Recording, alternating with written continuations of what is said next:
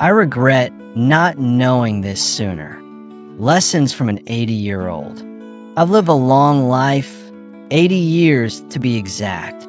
If I had to pick one lesson I wish I'd learned earlier, it would be the power of saying no. Sounds simple, doesn't it? Just one word, but don't underestimate it. Mastering the art of saying no is one of the most valuable skills you can develop. And, it's something many people struggle with their entire lives. When I was young, I didn't get it. I didn't know how to say no, and honestly, I didn't even think I was allowed to. I thought my job in life was to please everyone, to agree to every request, to meet every expectation. So I said yes, over and over. To my boss, yes. To my family, yes. To friends, co-workers, even strangers, yes, yes, yes. I said yes because I thought that's what good people do. Saying no felt selfish, weak, or irresponsible. But here's what I've come to realize. Every yes comes at a cost. And if you're not careful, you can end up with nothing left. Let's break it down. Imagine you have a bank account, but instead of money, it's filled with your time and energy. Every yes you say is like writing a check from that account. Agreeing to stay late at work, deduction. Helping out with a school fundraiser, another deduction. Saying yes to every invitation, every favor, every task, deduction, deduction, deduction. What happens when you keep spending without putting anything back? You go broke. You burn out. You feel exhausted, frustrated, sometimes even trapped. And the worst part? You realize you've spent your precious resources on things that don't really matter to you. Here's the tricky part. When you're 30 or 40, you don't think of time and energy as limited. You feel like you've got an endless supply. You take on everything because you think you can handle it all. And maybe for a while you can. But let me tell you what happens. The more you say yes to things that drain you, the less you have left for what fills you up. Let me share a story that taught me this the hard way. I was in my early 40s, working a demanding job, raising 2 kids, and trying to be everything to everyone. My boss loved dumping last-minute tasks on me, and I always said yes. I thought refusing would jeopardize my career or worse, my reputation.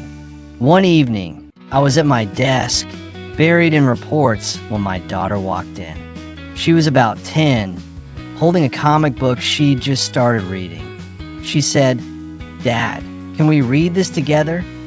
I wanted to say yes so badly. I really did. But I looked at the pile of work and said, "Not tonight, sweetheart. I'm too busy." She nodded, said okay, and left. I finished my work that night. I got all done. But the next day, I couldn't stop thinking about the look on her face when I turned her down.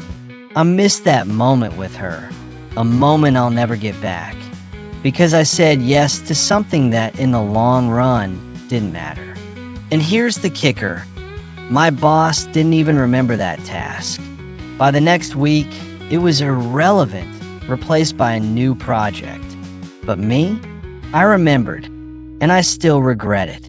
I'm not telling you this to make you feel guilty, but to help you see the bigger picture. Saying no isn't just about avoiding things you don't want to do. It's about protecting what you do want to do. It's about making room in your life for what truly matters. Your family, your health, your passions, your peace of mind. But let's be real. Saying no is hard. It's uncomfortable. It's awkward. It feels like you're letting people down. And the truth is, not everyone will like it. Some people will get upset when you say no. They might try to guilt trip you or push you to change your mind. And you'll be tempted to give in, to say yes, just to keep the peace. But here's what you need to remember. Every time you say yes to something that doesn't serve you, you're saying no to yourself. So how do you do it? How do you say no without feeling like a jerk? First, figure out what matters most to you. What are your priorities? Your family? Your health? Your dreams? Let those guide your choices. Second, practice saying no in small ways. Start with low-stakes situations. If a friend invites you to a barbecue you don't feel like attending, say, "Thanks, but I'm going to pass this time." If someone asks for a favor you can't or don't want to do, say, "Sorry, I can't help with that." Third, be honest but firm. You don't need to make up excuses or over-explain. A simple, "I can't take that on right now," is enough. Fourth, be ready for pushback. Some people won't take your no well, and that's okay. Stand your ground.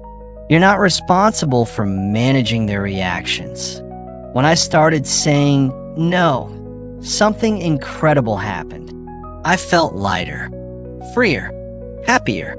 I had more time for my family, for myself, for the things that brought me joy. One of the best no's I ever said was to a promotion at work. It would have meant more money, sure, but also more stress, more hours, and less time with my family. I said no. And guess what? Nothing catastrophic happened. The world didn't end. My boss didn't fire me. Life went on. And I spent those years coaching my son's baseball team, traveling with my wife, and working on a novel I'd always dreamed of writing. Now, at 80, I don't regret the times I said no. I regret the times I said yes when I should have said no. I regret the moments I let other people's priorities run my life.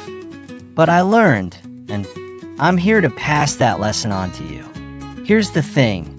Saying no isn't about being selfish. It's about being intentional. It's about choosing your life instead of letting others choose it for you. So my advice to you, whether you're 30, 40, or beyond, is to start saying no. Do it now, not later.